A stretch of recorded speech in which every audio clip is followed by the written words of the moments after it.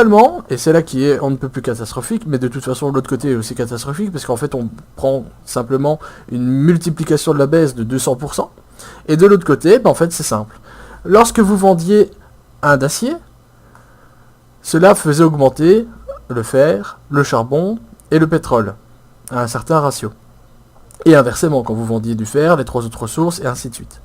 Eh bien, ce ratio en question a été divisé par 2. Cela veut donc dire que lorsque vous vendez une ressource qui a donc un impact sur la bourse de l'acier, la bourse du bijou ou bien le pétrole qui est au centre de tout, cette ressource à l'unité baisse la bourse 2 fois plus, mais pour augmenter cette même ressource, vous devez vendre 2 fois plus vu que celle-ci monte 2 fois moins.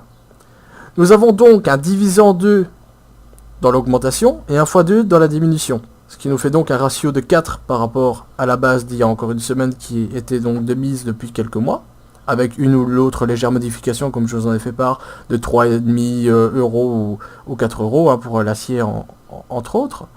Et là on se retrouve en fait tout simplement à devoir faire 4 fois plus pour la même chose. Mais le problème c'est que, et là c'est mathématiquement prouvé, ce ne sera certainement pas moi qui pourrai vous le prouver, mais tout simplement j'ai mon parrain sur le continent à qui j'ai exposé les différents chiffres, le fonctionnement de la bourse, et qui m'a donné son avis. Et alors le grand avantage c'est qu'il y a quelqu'un sur l'île qui sur le continent est également expert comptable, ou du moins comptable, et qui a prouvé aussi également que en fait pour vous expliquer le problème de ces ratios de malades tout simplement.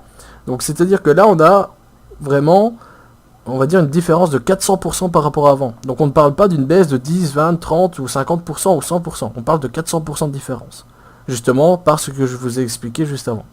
Ouais. Et le problème c'est que mathématiquement parlant, eh bien ce système, ce fonctionnement de bourse va tendre à court terme, voire à très léger moyen terme, mais surtout à court terme, à avoir une tendance à arriver à zéro.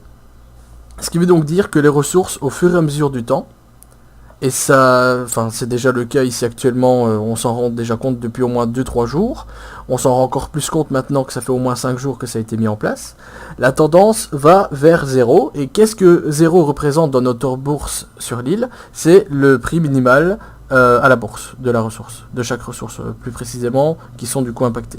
À savoir du coup qu'on va se retrouver d'ici quelques jours ou une semaine, 10 jours tout au plus, sûrement avant, avec grosso modo toutes ces ressources à un prix proche de zéro, donc du minimum de leur valeur boursière, sans qu'il n'ait aucune possibilité réelle de pouvoir les réaugmenter comme il faut, étant donné que les ratios sont, disons-le, clairement dégueulasse.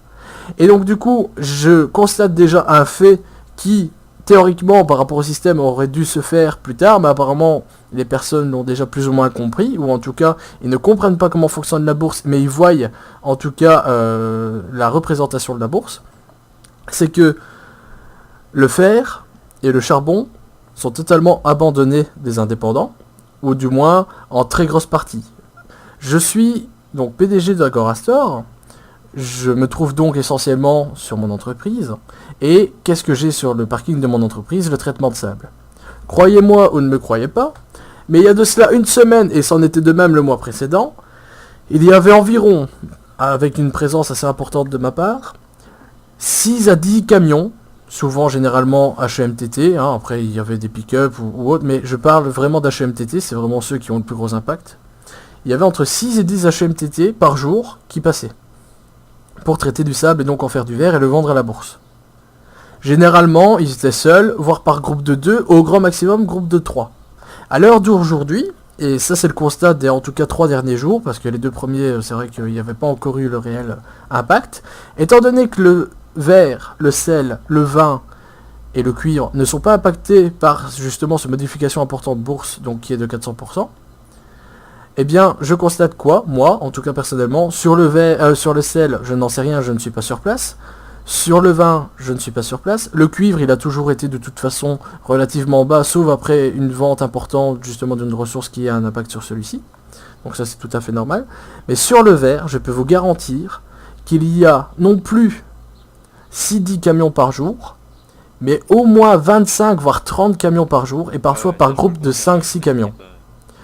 Et du coup, le gros problème, c'est qu'on a une délocalisation totale de l'activité minière au sein du coup de tout ce qui a un rapport forcément avec l'acier, donc le fer et le charbon, tout simplement et bonnement parce que des ressources de moindre valeur normalement matérielle valent plus. Ce qui est logique vu que ces ressources en question ont une tendance à tendre vers zéro, donc vers le minimum de la bourse, et donc forcément à être en dessous du prix des autres ressources. Du coup, non seulement celles-ci sont 4 fois plus difficiles à vendre, 4 fois plus difficile donc à augmenter, à pouvoir travailler. Mais en plus de ça, à côté, il faut prendre en considération le facteur qui n'est pas vraiment quantifiable, mais vous voyez plus ou moins du coup l'activité, comment elle se déplace vers ces ressources basse valeur.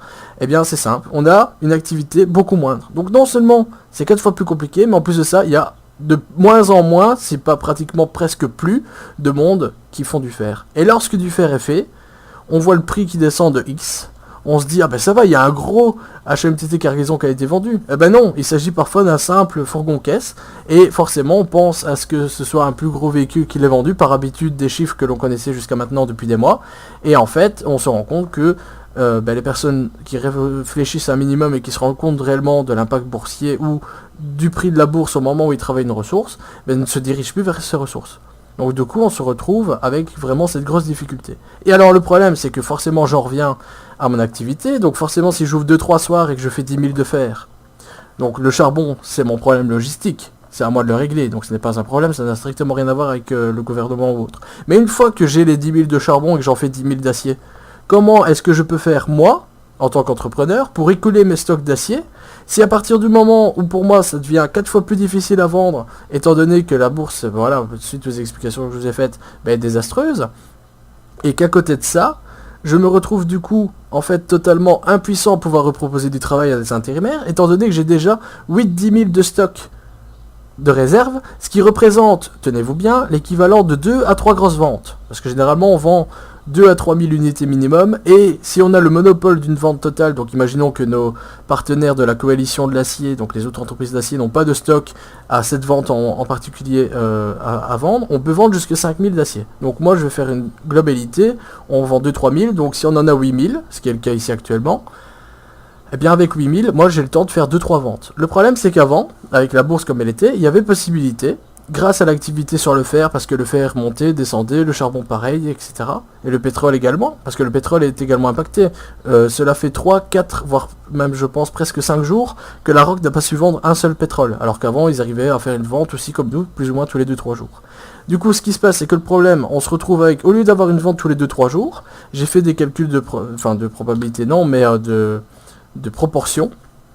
La bourse augmente en moyenne sur l'acier à l'heure actuelle où je vous parle de plus ou moins 5 à 600 euros par jour. Pour vous donner un petit peu une idée, je vous invite à regarder la bourse ici actuellement de l'acier. On est à du 3300. La bourse minimale de l'acier est de 2100. J'arrondis, on n'est pas à 10-15 près. Donc, entre 2100 et 3300, vous êtes d'accord avec moi de constater qu'il y a 1200 euros de différence. Eh bien, ces 1200 euros de différence, prenez en considération que le point de départ de cette différence s'est fait ce dimanche à 22h. Ce qui veut donc dire qu'il est actuellement bientôt 17h. Dans 5 heures, cela fera 48 heures que l'acier aura du coup été au minimum de sa bourse. Cela veut donc dire qu'en effet, on est à une moyenne de 500-600 euros d'augmentation par jour, contrairement à 600, ce qui représente bel et bien le fameux 4 fois que je vous ai présenté en début du coup en introduction. Et du coup, j'en viens donc à ma conclusion, qui est donc la suivante. Auparavant, nous pouvions faire une vente d'acier tous les 2-3 jours. À l'heure d'aujourd'hui, si on avance toujours à ce rythme-ci, en sachant qu'on est pourtant dans une période estivale et forte, active, donc au niveau de l'île en ce moment, il nous faudrait 13 jours pour pouvoir effectuer une vente au lieu de 2-3 jours auparavant. Ce qui veut donc dire qu'avant on mettait 2-3 jours, on pouvait faire 2 à 3 ventes par semaine. À l'heure d'aujourd'hui, on peut faire une vente toutes les 2 semaines. En sachant que la possibilité de vente à la quantité sera toujours exactement la même. Ce qui veut donc dire que pour vendre mes 8000 d'acier, avec la bourse actuelle, il me faudrait 1 mois et demi pour les écouler.